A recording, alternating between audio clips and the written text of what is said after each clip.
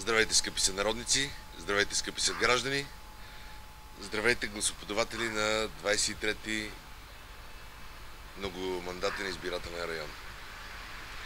За мен е един от символите на София, планината Витоша. Планините винаги са били повод за размисъл, место за размисъл.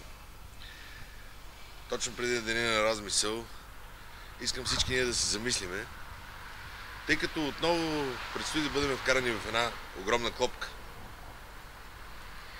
Няколко пъти различните варианти на синьото или на дясното пространство всъщност са едни и същи.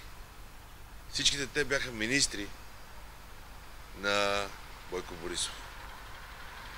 И аз искам да направим всичко възможно ние, гражданите на 23-ти избирателен район, да не допуснем отново да бъдем повод за опити на политическите партии, които са направени в политлабораторията на ГЕРБ.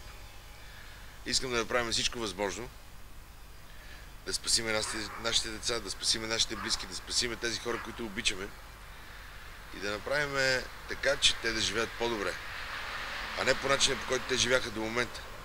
Защото не мога да си представя хора, които са ни ръководили почти изцяло последните 10 години, да претендират, че някой друг им е виновен за лошата ситуация, в която е вкарана държавата. И малкото опити, които всички ние, които имахме сила, възможности и най-вече желание да променим нещата, бяха обречени на успех, тъй като когато цялата власт се държи с всички възможни лостове, тя не може по никакъв начин да функционира по начина, който да устройва жителите на една държава, още повече на един град. Затова призовавам в деня, преди деня на размисъл, да се замислиме и да се сетиме в края на краищата единствено кой не е бил в скута на ГЕРБ или в скута на Бойко Борисов.